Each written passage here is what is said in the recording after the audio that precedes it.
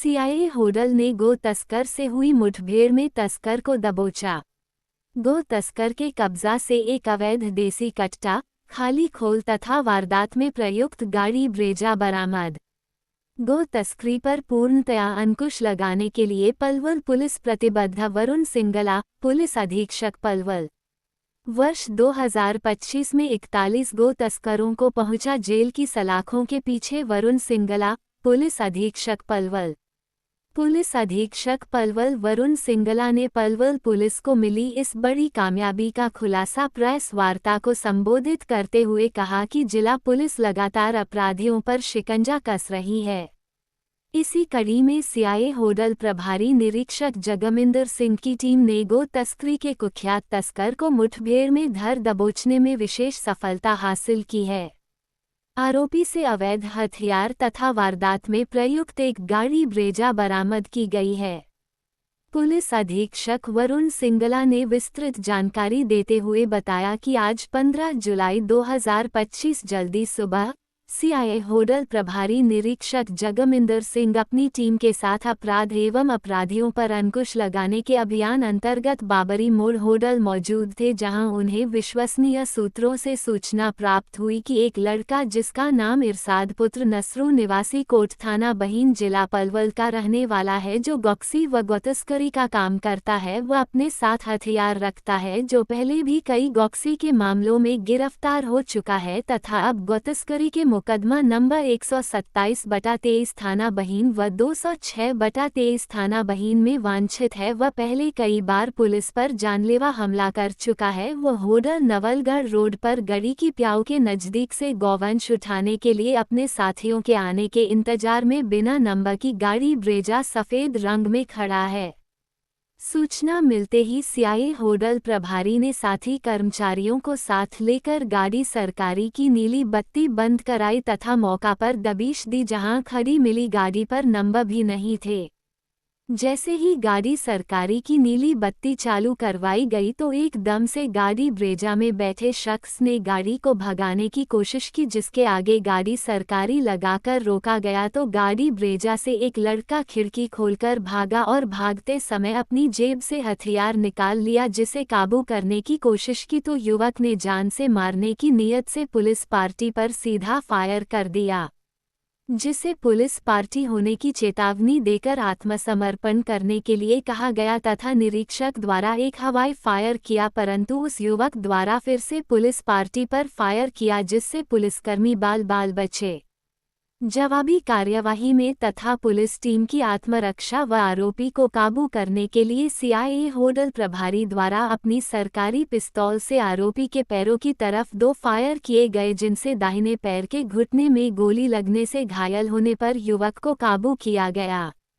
काबू किए गए तस्कर की पहचान इरशाद पुत्र नसरू निवासी कोट थाना बहीन जिला पलवल उम्र 30 साल के रूप में हुई। मौका से बदमाश द्वारा वारदात में प्रयुक्त एक अवैध देसी कट्टा, एक खाली खोल तथा वारदात में प्रयुक्त एक गाड़ी ब्रेजा बरामद की गई।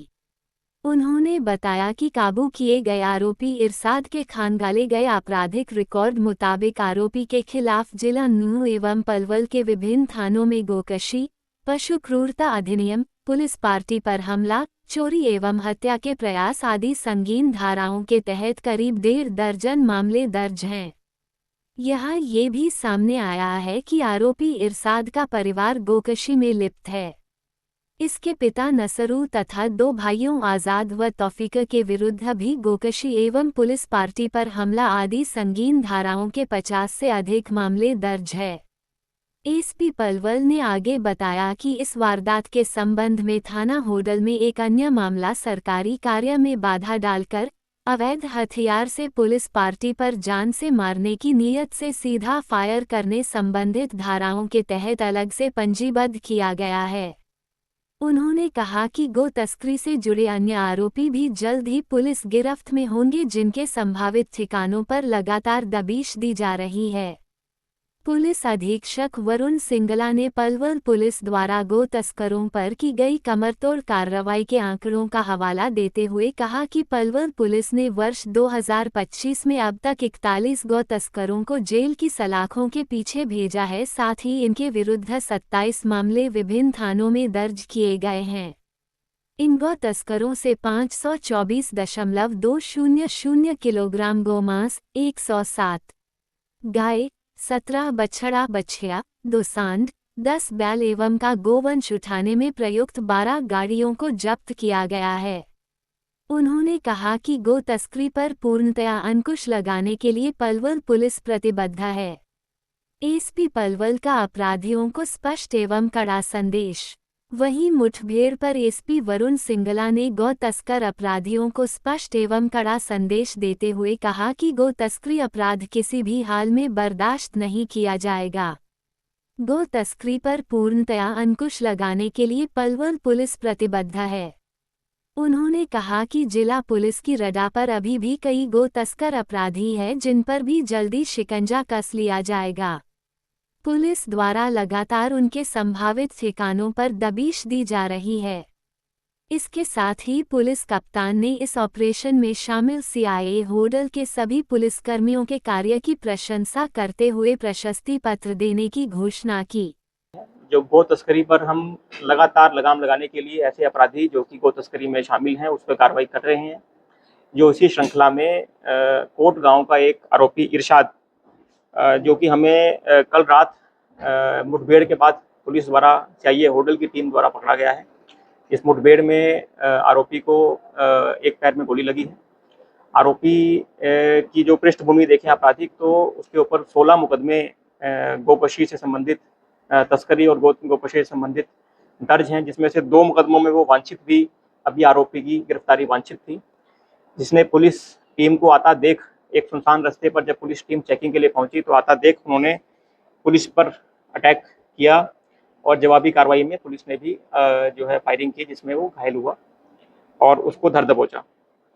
आरोपी के पास से हमें गाड़ी मिली, एक देसी कट्टा मिला, खाली खोल मिला और अब उसके अन्य गैंग के सदस्य जो हैं उनकी जो है गिरफ्त के लिए पुलिस रेड कर रही है और पूरा जो इसमें इसके नेटवर्क में जो भी शामिल है उन पर कड़ी कार्रवाई की जाएगी।